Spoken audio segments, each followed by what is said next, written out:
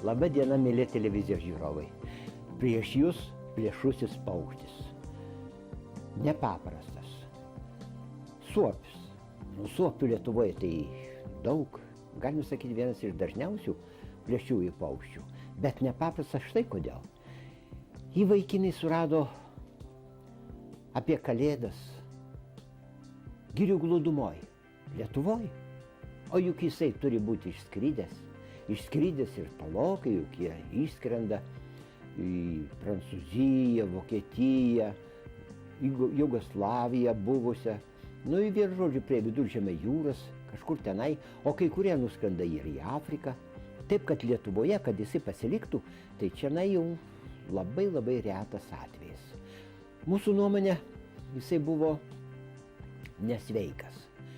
Mums kad atnešė, tai jisai vos paeit begalėjo. Apie skraidymą jis jau mes ir negalvojom, kad jisai skraidytų.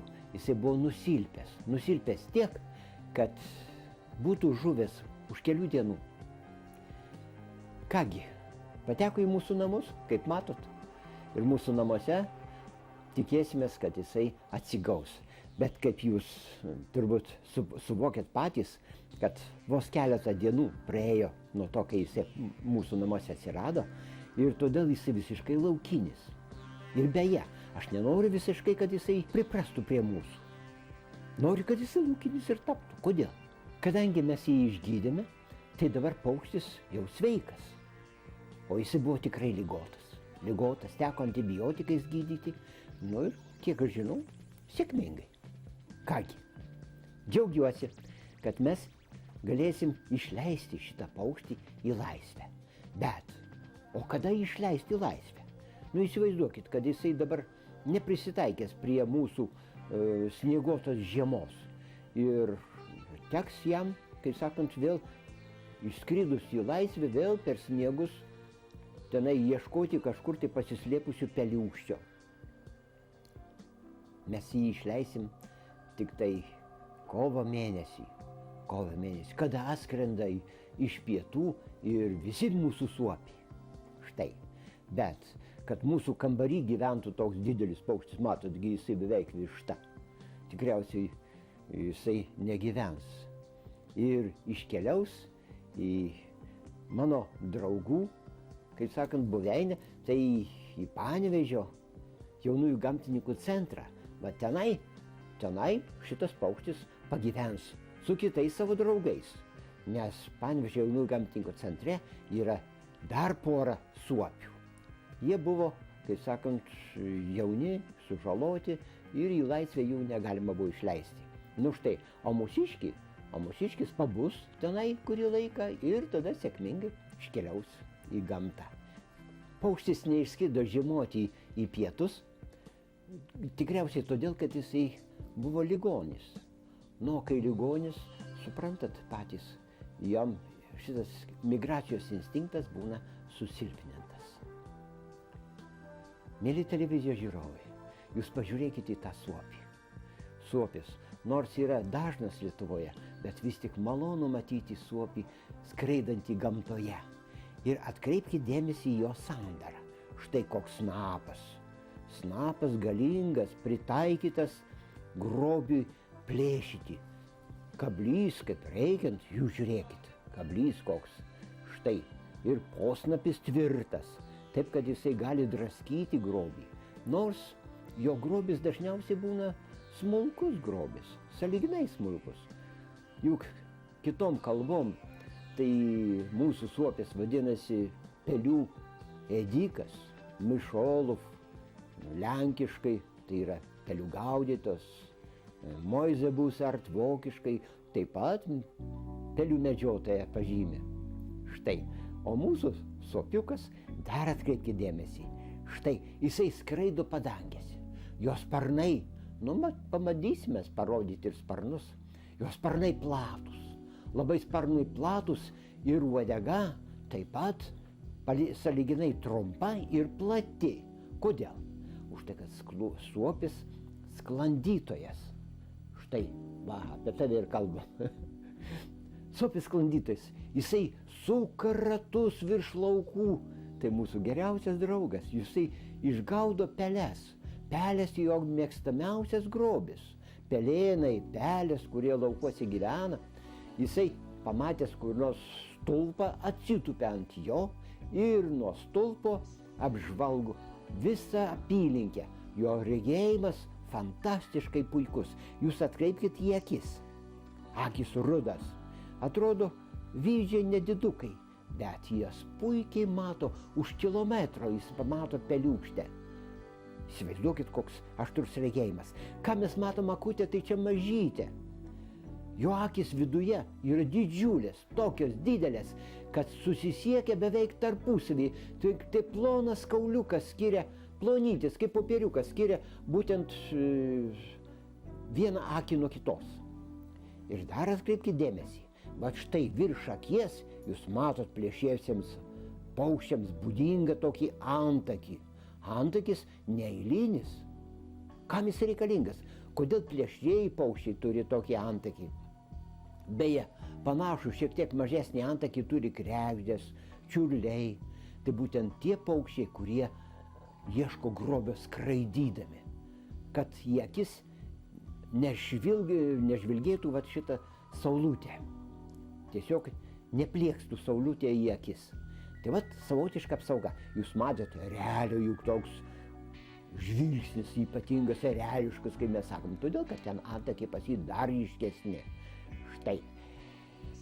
Mūsų suopis rudas. Tik tai krūtiniukė jo šiek tiek balsvesnė. Bet suopių būna ir baltų, beveik baltų. Man teko matyti, netgi auginti baltąjį suopį. Baisiai gražus paukštis, pasakysiu, primena, Lenkų herbą, baltąjį erelį. Tai vat, jo ruda yra tik tai nugara ir sparnų viršus. Štai, va tai toks suopis būna. Suopiai Lietuvai paplitę. Jų pakankamai daug. Tai miškuose paplitęs paukštis.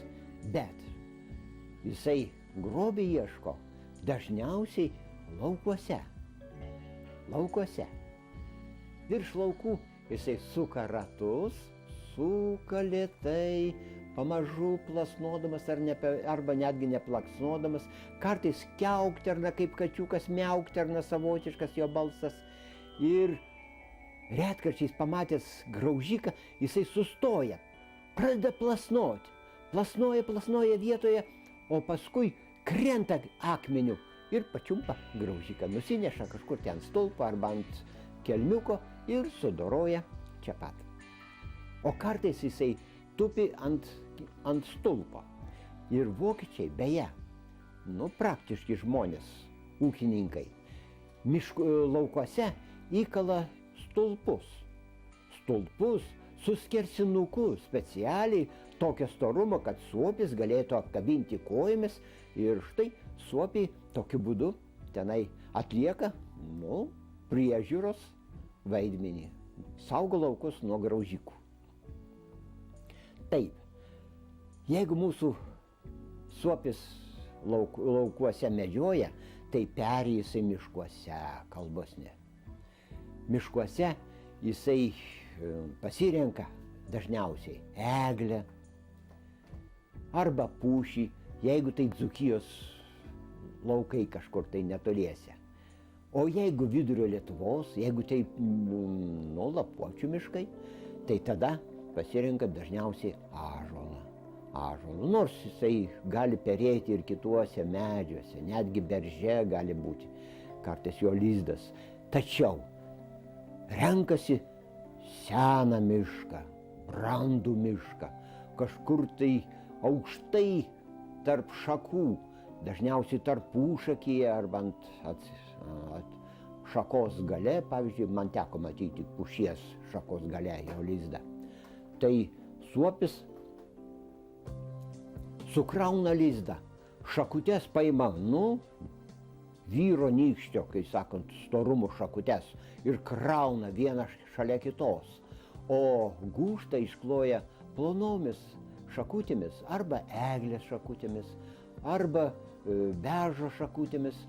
Lizdą krauna kovo mėnesį, peri balandžio mėnesį ir jaunikliai išsirita, kai sakant, jau balandžio mėnesį ir gegužės mėnesį. Štai ir tada peri ilgai, apie mėnesį laiko net peri, įsivaizduokit, matyt laiko neturi nuolatos perėti. Štai mūsų toks suopiukas. O jaunikliukai kaip atrodo? Nu, plėšriųjų dieninių paukščių jaunikliai yra tarpiniai tarp viščiukinių ir paukščiukinių. Kodėl? Todėl, kad jie gimsta jau su baltais pūkais. Baltapūkis, snapas riestas. Ir taip jisai gali būti, kai sakant, lizde jau apsaugotas nuo atmosferinių negerovių. Mama juos globoja, dažnai šildo, tėvas medžioja dažniausiai, atneša grobį į lizdą ir motinai tenka ir jaunikliams. Kiek jauniklių dažniausiai būna? 2-3. Dažniausiai 3 jaunikliai. Jeigu nepelingi metai, jeigu grobio negali surasti tėvai, tai tada, kartais pasitaiko, kad ir vienas mažylis žūna. Mažylis. O kodėl mažylis? Todėl, kad tėvai pradeda perėti nuo pirmojo padėto kiaušinio. Pirmą padėtą kiaušinį pradeda perėti, tad vadinasi, jisai išsirita kartais porą dienų anksčiau už vidurinį broliuką ir dar porą dienų praėjus, tik tai jaunylis išsikala. Ir aišku, nenuostabu, kad jisai yra 4 dienom jaunesnis ir tada gali žūti. Nu kągi, suopiai medžiotojai, nors perėję miškuose, bet labai dažnai miškuose ir netoli laukų, kadangi sakiau, kad jiems ištisiniai miškai nelabai patinka, nes tenai nėra erdvės, medžiokliai erdvės. Tačiau pamiškėse jie medžioja.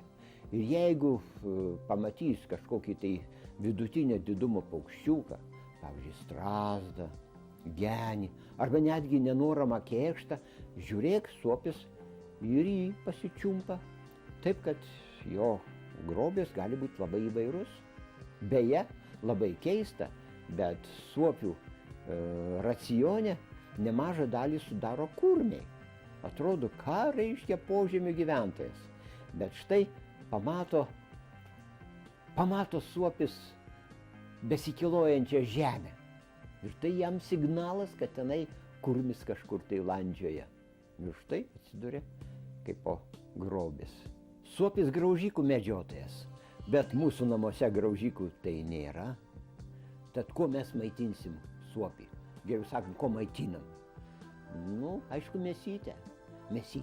Geriausia tai liesa, mėsa. Tai paukštiena, aišku, savaime. O Vilniuje tai labai gerai, kad yra, paukščių atliekų, tokių kaip širdutės, kepenėlės. Kepenų negalima per daug duoti. Tinka veršiena, jautiena, tik kiauliena netinka. Įdomus tai paukštis. Pasistengsim, kad jisai galutinai pasveiktų, taptų gyvybingas ir keliaus į savo plačiuosius miškus ir laukus. Sėkmės jam. O mes atsisveikiname iki kito karto.